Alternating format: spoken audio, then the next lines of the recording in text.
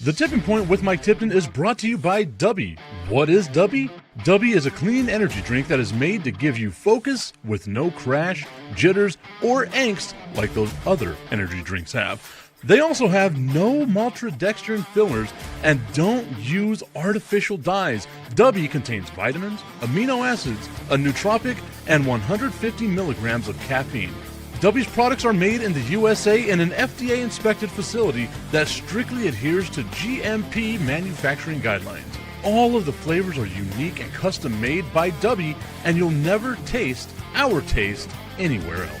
The best part about it is they're affordable. Dubby's drinks come out to about $1 per drink, much cheaper than Starbucks or any of those canned energy drinks. To learn more, visit w.gg.com/discount/MRTipton33 and place your order today. Use promo code MrTipton33 and save today. Dubby Energy, be better. What's going on, everybody? I want to tell you about my new friends over at Cleverman. Visit them online at becleverman.com. What they gave me was the energizing face and beard scrub along with the Cleverman face scrubber. And trust me when I say this, the energizing face and beard scrub smells amazing. Combining it with the face scrubber, making sure that your boy was looking as good and sexy as possible, opened up a whole different sensation in my face that I haven't ever felt before. I felt so clean, so fresh, and so clean, like Outcast said, and it helped me feel like I was ready for my day. Make sure you visit them online at becleverman.com and follow them on Instagram at clevermannyc. The link is up in my bio if you want to check out all the amazing products they have. Visit them online, becleverman.com.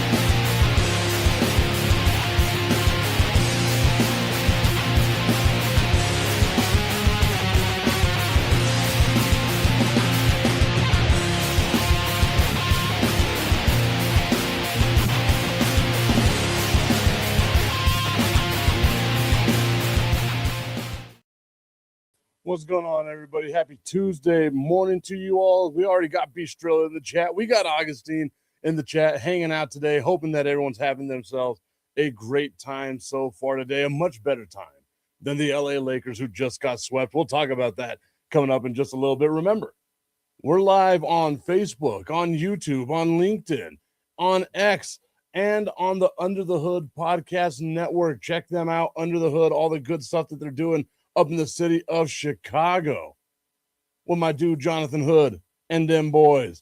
Augustine saying, and I'm in a meeting during this. I mean, what better way to spend your workday, the early part of your workday, than hanging out with us, than hanging out here talking a bunch of nonsense about stuff that doesn't necessarily matter at the end of the day. I've got, for the first time in, I guess, 3 weeks or so, maybe 4, a day off. Like, I don't even know what to do with myself. I've got no clue, like what to do today. There's going to be so many activities. I can just go out and get like hammered ass drunk day drinking today. It's Tuesday. I got to look at like what all the drink specials and all that stuff are. Chances are I'm probably just going to do yard work at my house because I'm an old man, geriatric even. And I do need to rearrange my office. So maybe that's what's going to happen today. All the fun, exciting stuff that we're going to be doing today. Strilla saying, do it. The world is my oyster, Strilla. I was going to go in, but the meeting that I was going to go in for got canceled. So now I'm like, I got one more meeting to do at 10:30 today in 2.5 hours. I can just do that virtually. It's going to be a fun time. Augustine saying, here's my take on the Lakers. The mystique that the Lakers had in the 80s and 90s is gone. The last dominant Lakers teams ended with Kobe. I think you could say that the mystique with the Lakers and all that lasted at least until Kobe retired, right? So we'll say up to 2015-ish, right? Because even then, like with Kobe, you kind of knew, or you didn't kind of know, you felt like they had a shot. This whole time outside of the 2020 bubble season with LeBron James and the LA Lakers hasn't really felt like they've been an actual contender. Trill saying, F the Lakers. F them in their effing A's. But yeah, like this, and it goes back to something that I had mentioned a little bit earlier. I guess it was last week whenever I was talking with Brandon the Iceman Cohen on Fire and Ice on Saturday. No Fire and Ice this Saturday. Brandon is out of town going to his brother's wedding. Congratulations to Brandon's brother in Milwaukee getting married. Our friend, former Chicago Bull, guest of the show, friend of Tip, Bill Winnington, is going to be at Brandon the Iceman Cohen's wedding, or Brandon the Iceman Cohen's brother's wedding. Man, that was a bit to get to. I was saying, but some of the teammates that Kobe had did not have the mystique. The Celtics front office tries to keep that Celtics way. I would argue with that, man. Like whenever you look at the some of the people that the Lakers had, right? Like with Powell, like that Lakers team with it when it was Kobe and it was Powell, like it was just like that was a team that had a lot of mystique. That was a team that had a lot of aura, right? Like you knew that was going to be a championship contending team. Maybe towards the end of Kobe's career, where it was a bunch of nobodies like Lonzo Ball and stuff like that, you kind of felt like, oh, okay, they've lost the plot a little bit. But the fact of the matter still stands that the Lakers, up until very recently, were a team that you can look at and say, maybe they're going to be a contending type team. The Lakers with a superstar player, you can always say was going to be a contending type team. You never truly felt that way outside of the 2020 bubble season. And remember, had it not been for COVID, had it not been for, the league taking 4 months off, the Lakers wouldn't have even made the playoffs. They were that bad at that point in time. They had to get into the bubble. They had to get their get right. They would have been bounced. And not only were they not doing good at that point in time, LeBron James had suffered a calf injury. He was going to miss extended periods of time.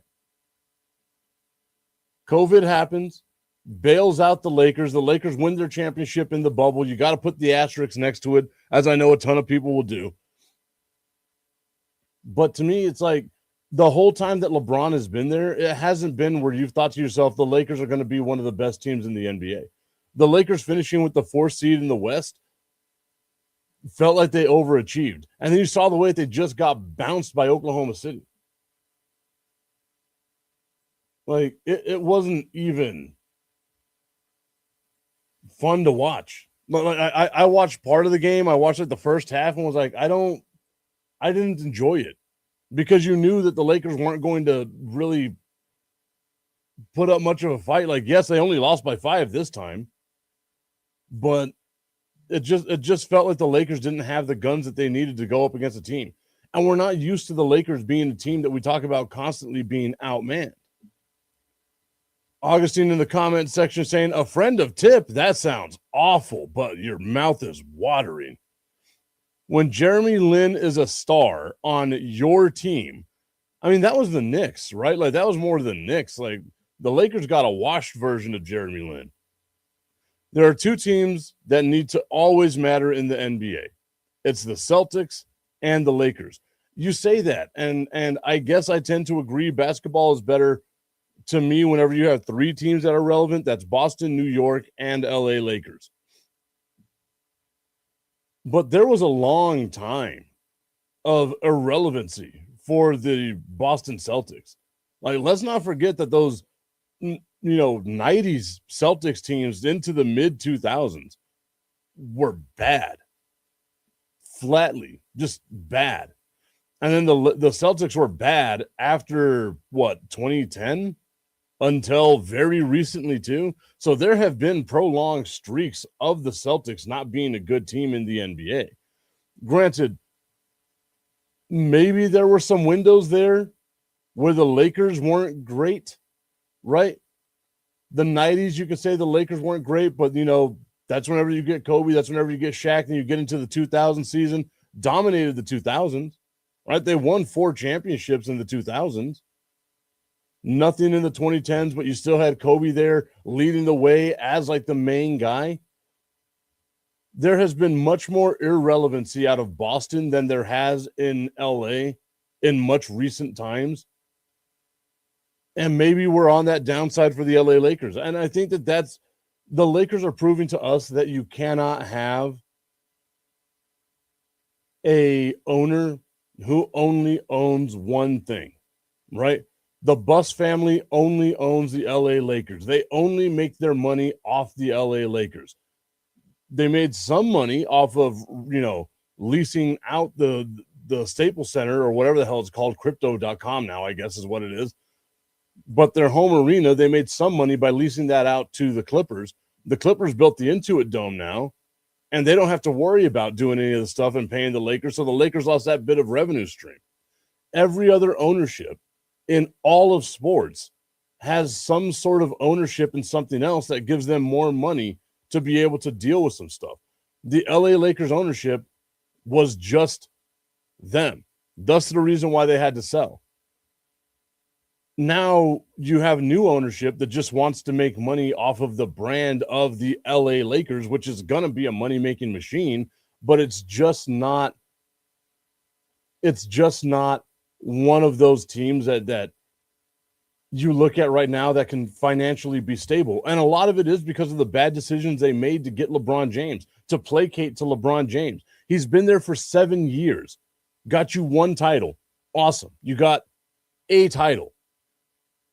But at what cost? You traded away a ton of assets. You traded away a ton of draft picks. Let's not forget, the Lakers don't have a traditional first-round draft pick until 2029.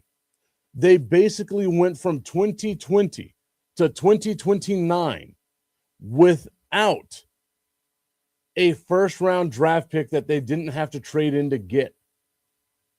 Think about how wild that is, how hard that hurts your team to go basically a decade without having your own first-round draft pick.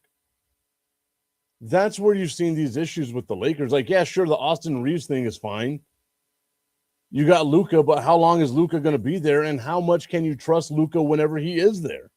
You have a 9,000-year-old LeBron James. What are you expecting this team to be? They're just not good.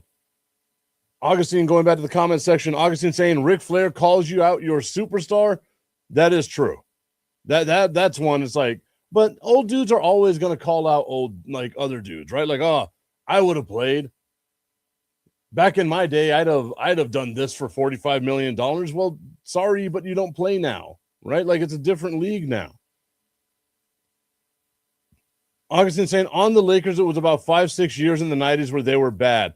Bird and Co. retiring, and then Lewis's death. This is talking about the Celtics, right when he was going to be the face of the franchise. And it goes on to say, excuse me, the Celtics. Yeah. And then Beastrill saying, social media, while negative in most regards, has made these low market cities relevant. That's the thing, right? Like, you can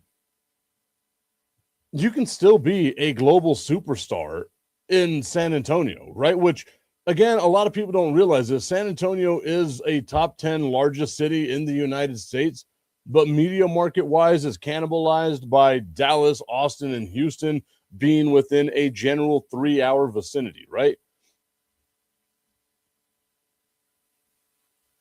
So maybe we don't say San Antonio. Maybe we look at teams like Charlotte, but then again, Charlotte hasn't had the success, right? New Orleans hasn't had the success. Memphis hasn't had the success. Denver, I guess you can say, has had some success, but how much is that is you just got lucky drafting Jokic in the second round. Milwaukee, you can say, yeah, there was some success there. Not to the peak of where you want it to be, but there was some success there. Cleveland, whenever LeBron was there, was extremely relevant, kind of relevant now. Tying up the series with the Pistons yesterday. That was a great game by Donovan Mitchell. Holy shit. But, I mean, I do see what you're saying, Strilla, that yes, you can have social media and you can still be a huge superstar, but a lot of these markets, like, you can benefit, right? Like Luka being in Dallas juxtaposed to LA, it's not like Dallas is that much smaller than LA as far as media markets go, right? Well, LA's 2 and Dallas is 5.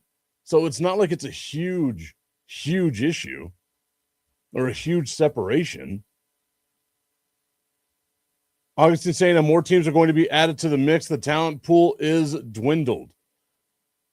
I don't know if you could say that. I feel like that had to have been a conversation that happened back in like the 70s and 80s as well. Whenever we were getting, new teams in the NBA, it's like, oh my God, how dare we? The talent level will always rise, right? Like, especially now,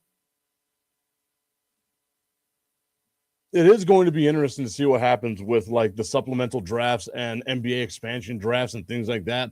Whenever we get the team in Seattle, whenever we get the team in Vegas, I'm super interested in looking at that. Tommy chiming in saying, Luka and the Lakers get bounced, swept by the Oklahoma City Thunder. I've got to see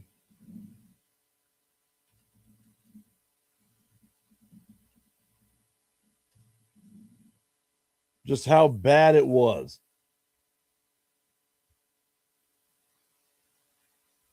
So 18, 23, and 5. Going to the calculator to do some quick math here because I don't want to ruin my brain this early in the morning. 18, 23, 5 divided by 4. They lost by an average of 16 points per game. 16 points per game in the second round of the playoffs did the LA Lakers. If you're going to be bad, be historically bad, I guess. Now I got to look it up.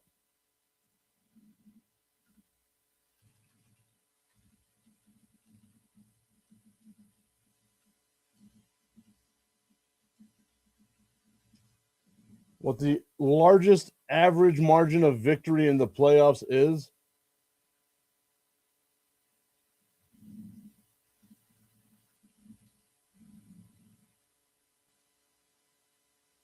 Okay, I mean, hey, it's up there.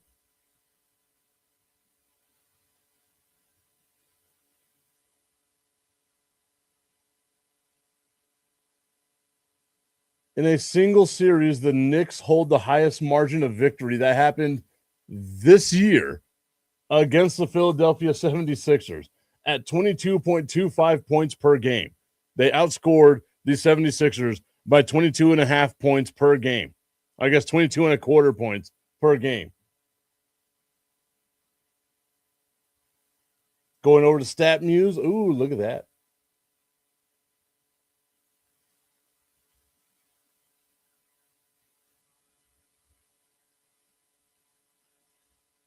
Okay, I'm not going to be able to look that up just right now, but I'll have to figure it out because it will be interesting to me to see that if indeed it is what I think it is, which I believe it's a top 5 largest margins of victory in a NBA playoff series.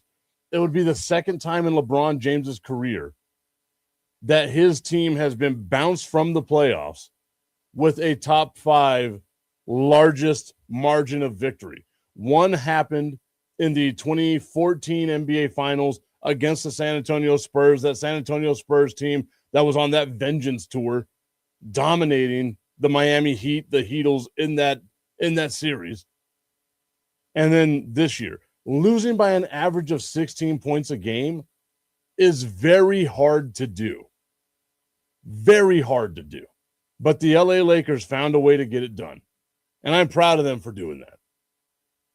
Good job, LA Lakers, for being absolute dog water. Absolute dog water. The commission, yo, Money Mike, Augustine asking, was a new Seattle team going to be the Supersonics? Yes. We learned this a couple of weeks ago with our friend Bo from Seattle. Football Talk with Bo. Follow it on social media if you haven't just yet, especially on YouTube. Football Talk with Bo, covering everything in Seattle. They will be the Seattle Supersonics because the city of Seattle got to keep the name. I'm not too sure how I feel about running it back as the Supersonics. I feel like there's a lot of legacy there that you've got to try to overcome, but they got to keep the team name. They got to keep the history. So the team that comes into Seattle will automatically have a NBA championship and will have been in 2 previous NBA championships as well. I guess 3 total, because you had the back-to-back ones in the 70s where you won one and then lost one to the Washington Bullets at the time. And then in 1996, where you got bounced by Chicago Bulls and them boys. It was absolutely dominating the way that it should be. Exactly. Now they have Sean Kemp as their back as one of their team all-time leaders. Who is the Supersonics all-time scorer?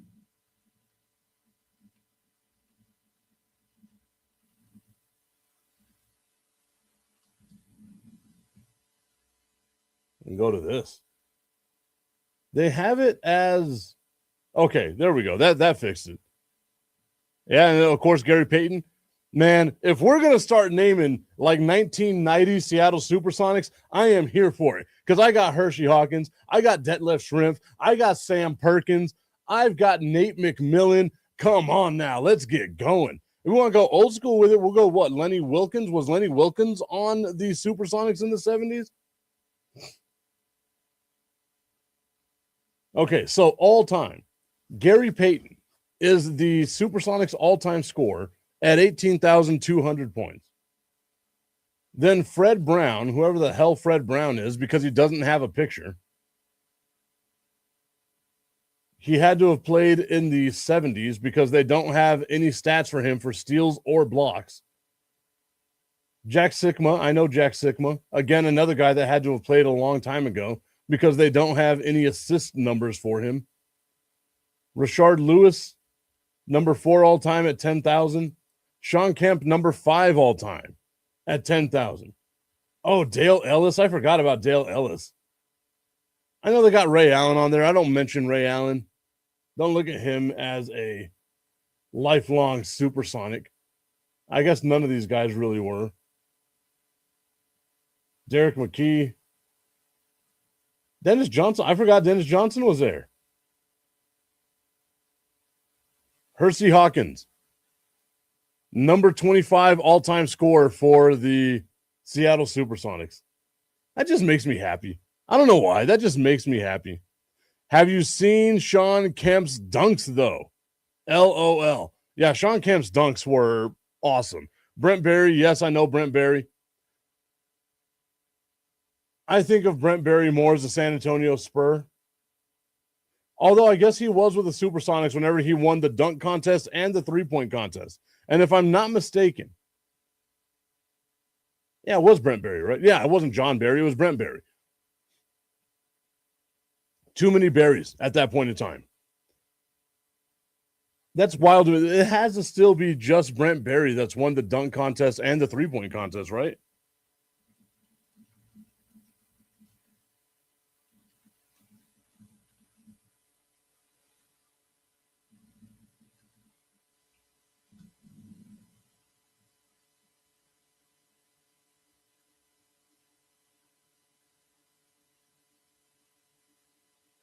Okay, that's just absolutely a lie because it says no one won it. Tom Chambers, yes, Tom Chambers. Now, if you want to hear some cool names from before, Tom Chambers. People don't realize this. Tom Chambers was an absolute problem in the 80s. If Tom Chambers played today, he's already, I believe he's a Hall of Famer, right? But he would be just undeniable how damn good he was. If you watch old highlights from the 80s and you see the way that Tom Chambers was dominating dudes, it is awesome. I'm saying Barry won the dunk contest in 1996. Yeah, he had a dunk from the free throw line, but I could have swore he also won the three-point contest. And what I'm looking at right now shows me that that never happened.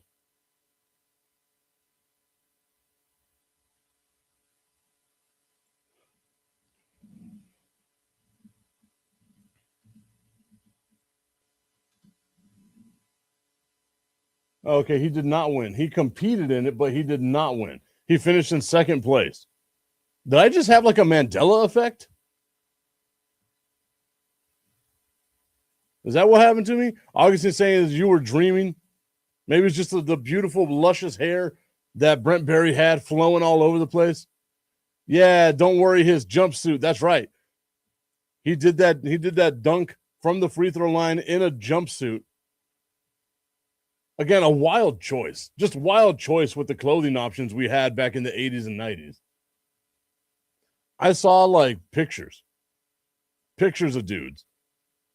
Like if you look at LeBron James's draft night, right? Or I think the best one is Carmelo Anthony's suit.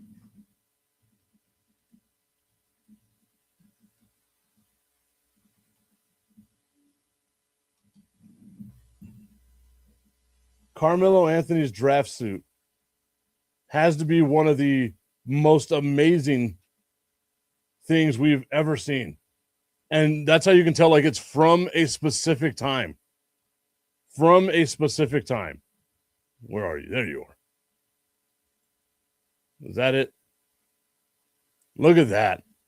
That absolutely beautiful suit right there from Carmelo Anthony. Look at those baggy ass legs. Look how long that jacket is. Man. Going back to the early 2000s, whenever everything had to be extremely baggy to fit on you. Cedric Ceballos, I did love me some Cedric Ceballos back in the day. I feel like now what you're doing is you're naming Phoenix Suns, though, right? We went Tom Chambers. We went Cedric Ceballos. Those are both Phoenix Suns. Why not just like, Dan Marley? We'll throw Dan Marley out there. Kevin Johnson, former mayor of Sacramento, Kevin Johnson. I do love that. I love that that's it. Rex Chapman. If Rex Chapman wouldn't have been a damn druggie, he could have been one of the best to ever do it. Also, I feel so old saying damn druggie. Old man Tip over here. Old man Tipper. It's very similar to Old Man River, but it's just about the tip.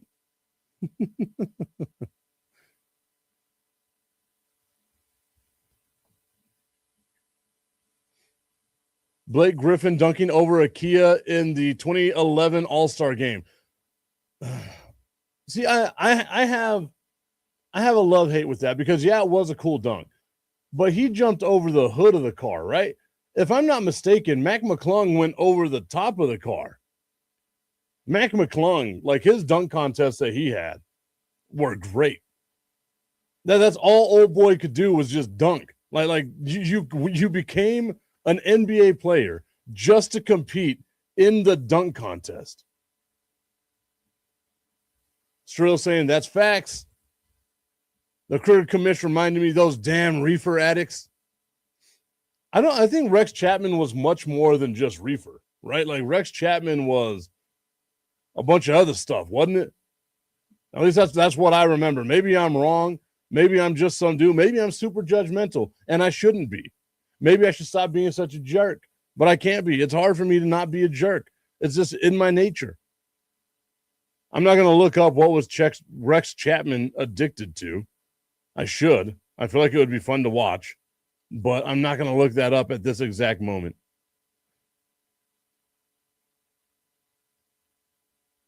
Sorry, y'all. Got some text messages from my work crew asking about stuff. It's my day off. I shouldn't have to worry about work. There we go. We'll reply to that. Augustine saying, you judgmental? No, not ever. You, Augustine, look at you. At least I know I can rely on you to make sure that you keep my head in the game, keep me exactly where I need to be. And Strilla, you are 100% right. Maybe it was that Rex Chapman was addicted to just the tip. I just want to put the tip in. It's time for Just a Tip. That would make me uncomfortable. Promise that it ain't too much, but just enough. Just a tip. Just a tip. Just the tip? Just the tip. It's time for Just the Tip.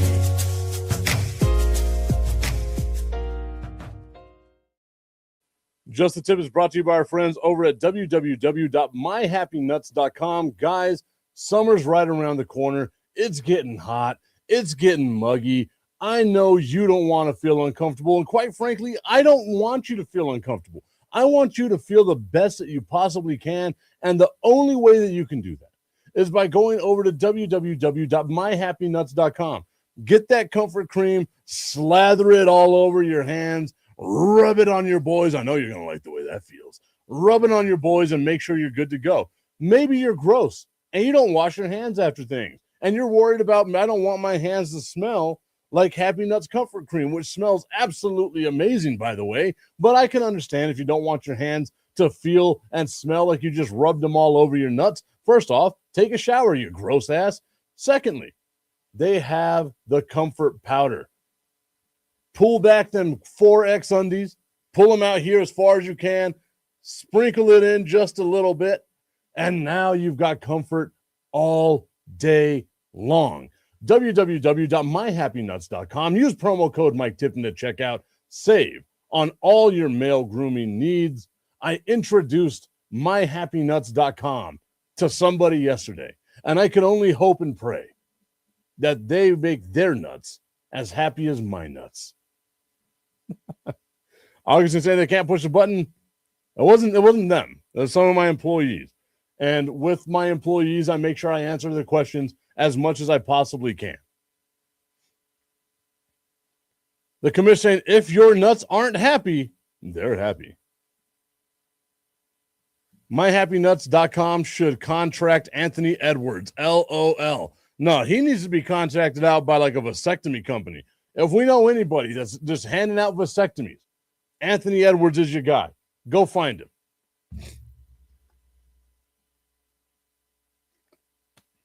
Who knows? At the right price, maybe I'll get one.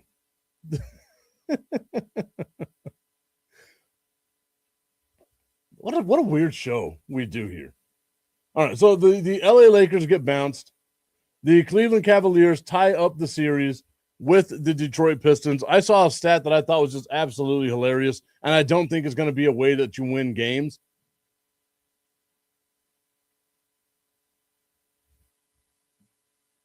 The Cleveland Cavaliers are 6-0 at home, but they're 0-5 on the road. Right now, you're not the guy, or you're not the team with the home court advantage. So you have to find a way to win a game on the road. And the Detroit Pistons just haven't been able to, or not the Detroit Pistons, the Cleveland Cavaliers just haven't been able to do that. So if I'm the Pistons, I don't even worry about losing the next game in Cleveland. Just win at home. You've got 2 more games at home. All you got to do is win 2 games. Let them win game 6. Let them think they're going to do something game 6. Make it to game 7. And boom, you've got it going on right there. And then it's going to come the issue of that we always get whenever you get into playoff series that go long versus the one that doesn't go long, the rest versus rust.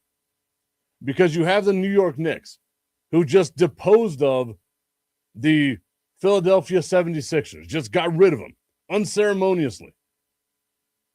Again, making me wonder what the hell people are watching sometimes, because you get all those conversations on ESPN like, are the Knicks built to beat the 76ers? They're built to beat the Celtics, but maybe the 76ers can give them a problem. The Knicks set a record beating the 76ers by an average of 22.25 points per game. Yes, they were built well enough to beat the 76ers. Shirley, how you feeling about your team? Because I feel like that right there should be something to kind of lift your spirits, right? Knowing that Cleveland does not win playoff games on the road. You've got 2 more playoff games at home. if you're the Detroit Pistons. So you should feel good about yourself. And then going on to say, plus, the Knicks have to go to Detroit. That's 100% correct. Detroit, the number 1 seed in the East. So New York is going to be on the road. Should Detroit win this series, which I'm fully expecting them to be able to win this series. Cleveland, again, it's a good story. I feel like they're missing something. Maybe LeBron goes back. Maybe that's what they got to do. We did hear yesterday, after the game was over, LeBron does not know what he's going to do with his future. You're 42 years old. You've got nothing to prove. You will never catch that ghost named Michael Jordan. I don't see a reason why LeBron James should continue playing basketball, but I know it's so hard for these competitive freaks to just let go of. It's all he's known the majority of his life is just playing basketball. And I don't think LeBron has the personality to be like a commentator. I don't think LeBron has the personality to be like on the table, on the dais for like pregame shows and stuff like that. But then again, I guess no one would have thought that about Shaq. But you know Shaq has personality. The Knicks also got blasted by the Pistons in all 3 games they played this year in the regular season. Kind of like what OKC did to the Lakers in the regular season. The commissioner saying LeBron said he wants to play games with his grandkids. I think LeBron just wants to like all he's doing right now is just padding the stats, right? That's what it feels like. You've already got the all-time score. You're going to be, top 5 all-time assists. I believe he's top 10 all-time rebounds.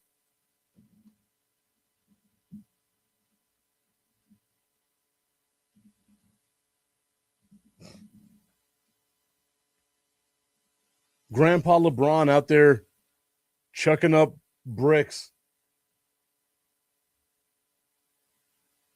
All right.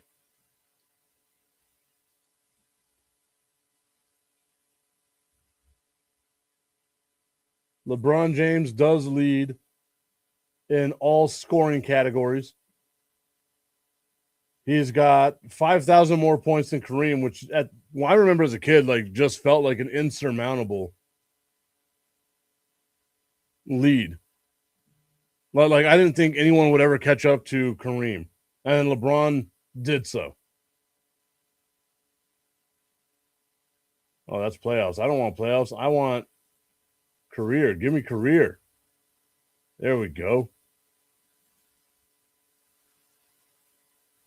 Let's see where he is. All-time assists for the career. Number 4, LeBron James. All-time rebounds for the career. Wow. I don't know. I thought he would rank higher on here. But you did have some rebounding giants back then. LeBron James, number 23 all-time rebounds. You look at the amount of games LeBron James has played and compare that to Bob Pettit, who's well ahead of LeBron James in the all-time rebounds list here. LeBron James has damn near tripled the amount of games that Bob Pettit played, that Wes Unseld played. And that's where we got to give a lot of love to Wilt Chamberlain and Bill Russell. Bill Russell played less than 1,000 games and is second all-time in the most rebounds with 21,620. LeBron James has played 1,622 games and is a full 10,000 rebounds behind Bill Russell. And Bill Russell's in second place. The same thing with Wilt Chamberlain. Wilt Chamberlain played 1,045 games. Again, 600 less games than LeBron James. And has 11,000 more rebounds. That is insane. That is insane.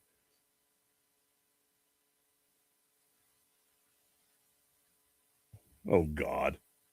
Rage bait question by Augustine. Is it a choke job if the Spurs lose to Minnesota And how bad does the look on Wemby for the elbow and whatever comes after that? So going back to the elbow yesterday, I was wondering if there was going to be some more suspension, something like that for Wemby following the elbow. The NBA has said there will be no fine.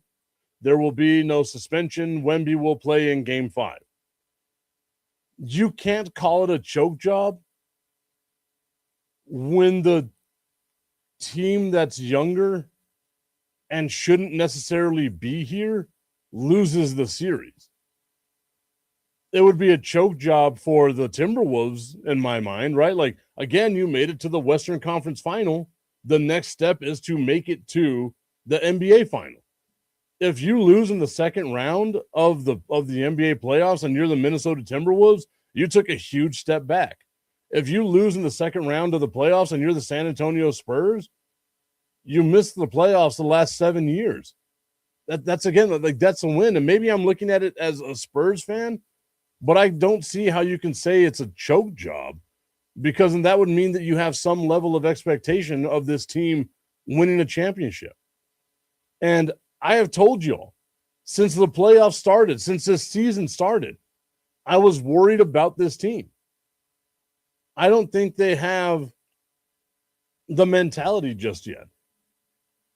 If they lose in 7 to Minnesota, maybe that helps get them that mentality. You hate losing in the playoffs. You hate that taste in your mouth of losing in the playoffs. Maybe that helps get the Spurs there.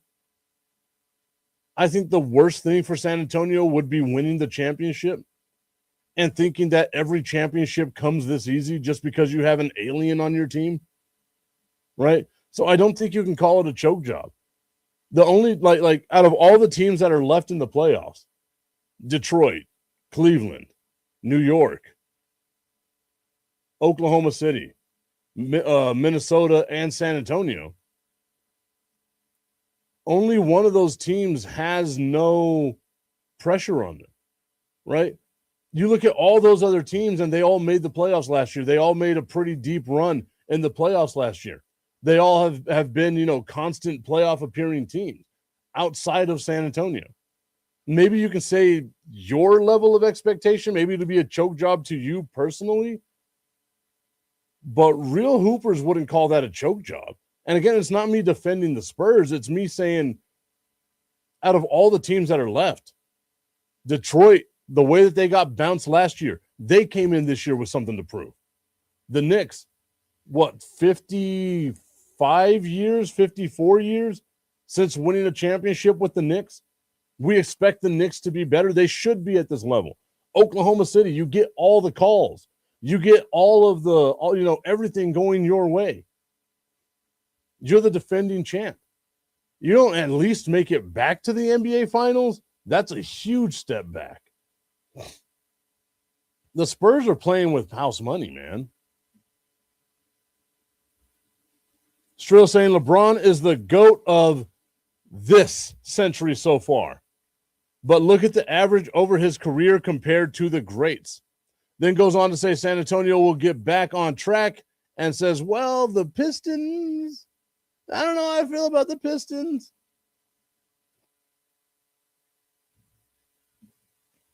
I don't know, man. Like, I don't see how you can call it a choke job by San Antonio. For all intents and purposes, no one thought that they would be this good this year. No one thought that they'd be the second. Like, I even said it too. I thought they'd be a playoff contending team. I thought they'd be like a 7th seed or an 8th seed. I didn't think they'd be a 2 seed. Not this year, not this fast, because of how young they are. They are ahead of schedule as far as I'm concerned right now. And whenever you have a team that's ahead of schedule, I don't like in any sport, we would never call that a choke job. We'd call that the learning process, right? Now, let's say they lose in this series this year, and then they get swept in round 1 next year. Yeah, that's a choke job. That's 100% a choke job. You got to at least make it back to where you were for me to say it wasn't a choke job. If you've exceeded expectations, there's no way that you can say it's a choke job.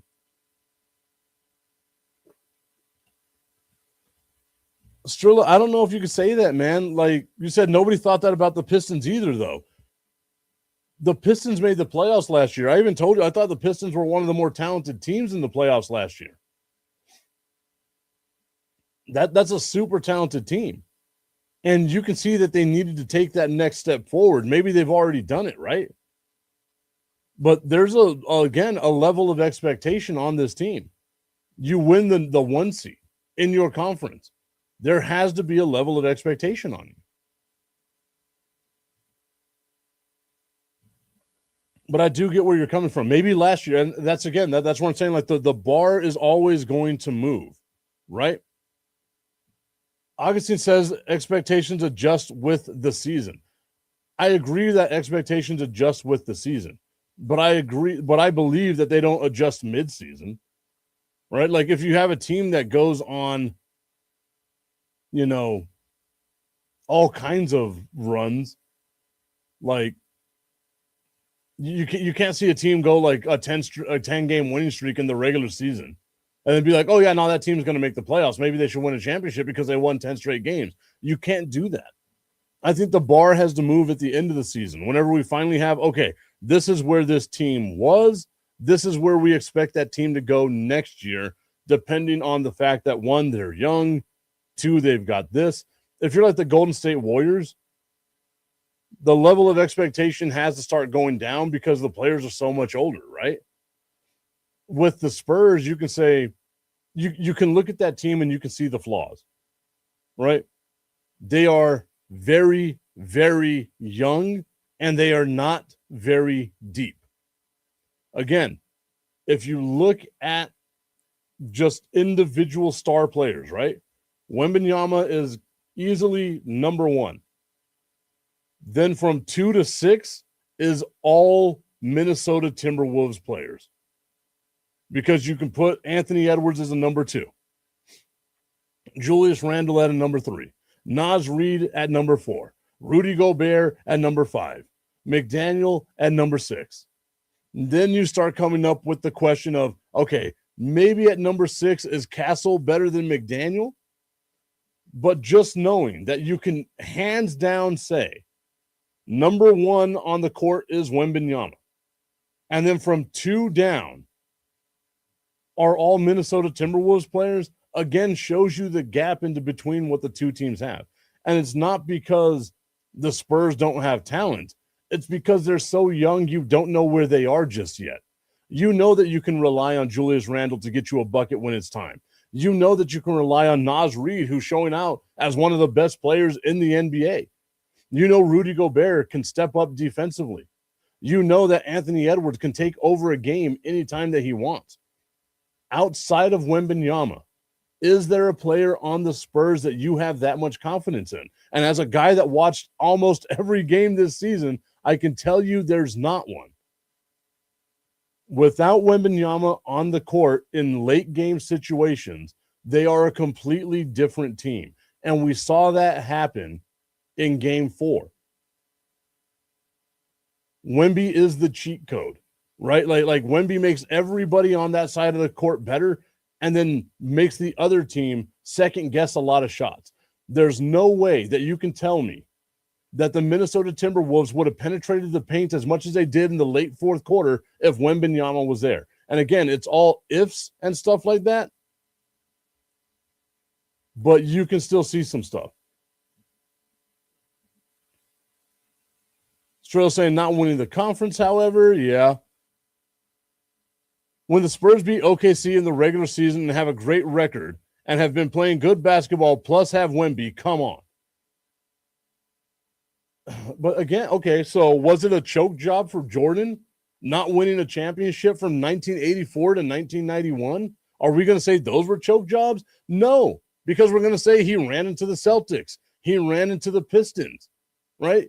Like you can look at Oklahoma City right now and you know that's a generational team. Beating the Oklahoma City Thunder 4 out of 5 games in the regular season is not the same as beating them 4 games out of 7 in a playoff series where it's just you and them, where there's no looking forward to any of that other stuff. Augustine saying it's a team sport. Exactly.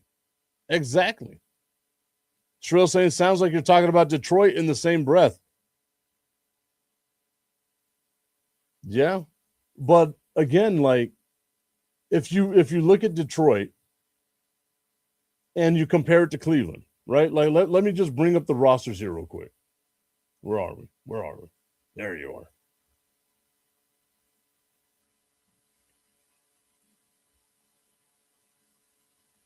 You know that Detroit has, to me, who I think is the best player on the court in Cade Cunningham. Then number 2, you can look at Cleveland and say Donovan Mitchell is number 2. Evan Mobley might be the 3rd best player on the court, right?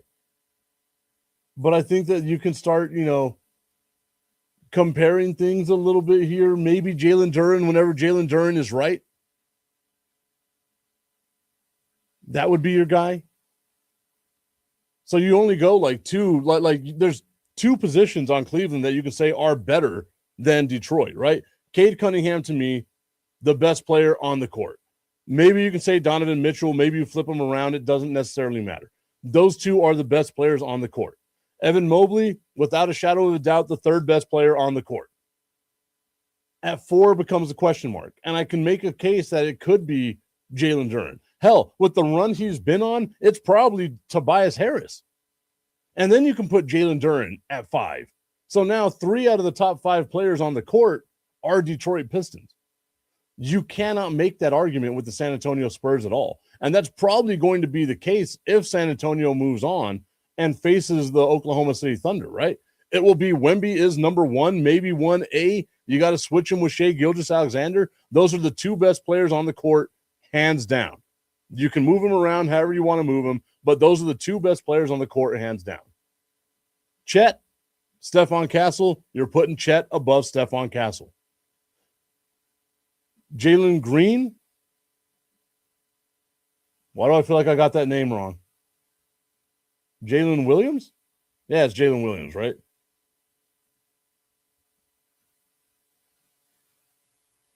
Jalen Williams.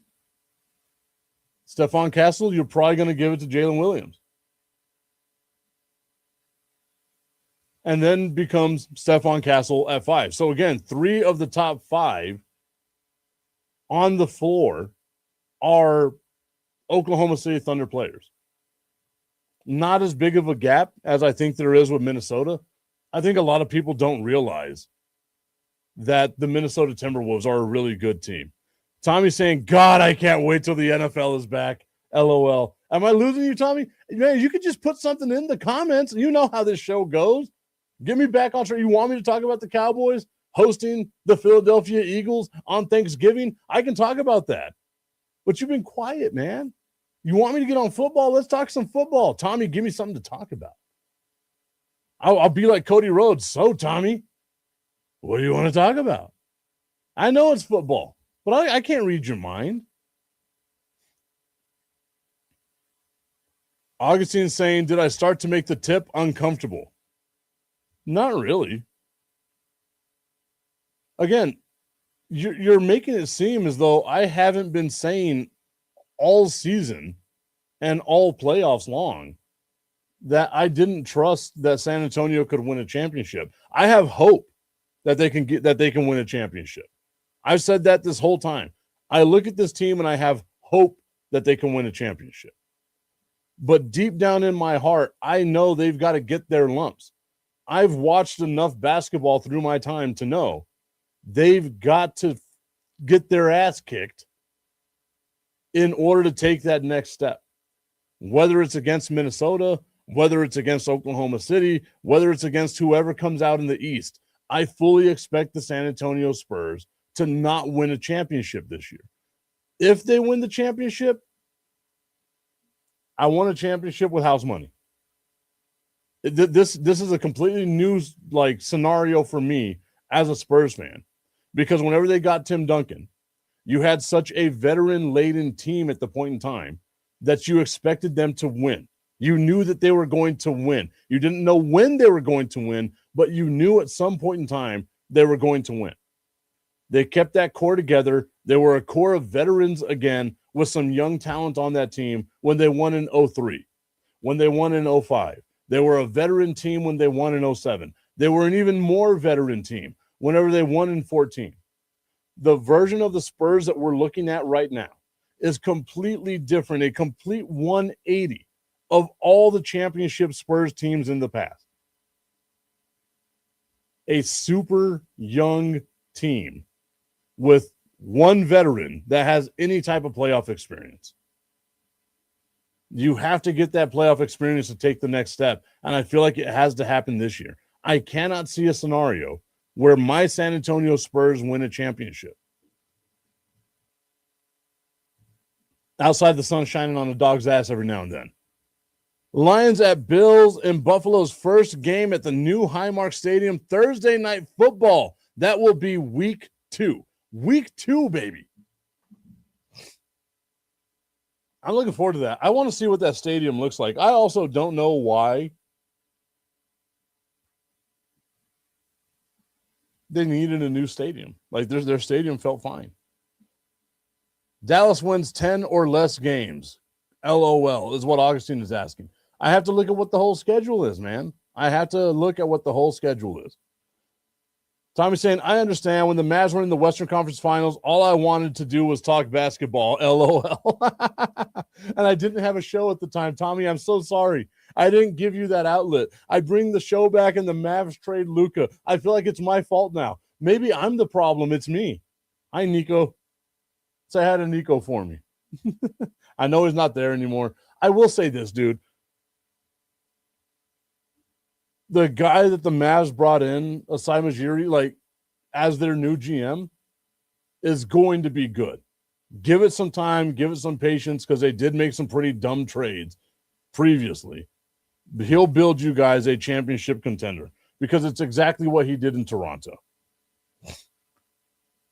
Like even during that run, where like Toronto was a constant playoff team, you felt like they had a chance, whether it was DeRozan and all them.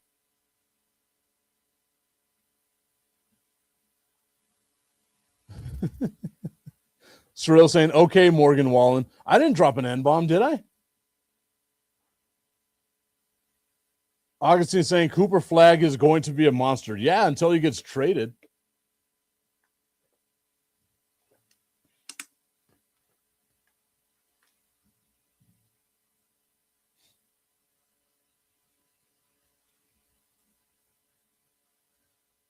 As soon as the Spurs are out, I could care less who wins, says Tommy. As anybody but the Spurs, right? ABS.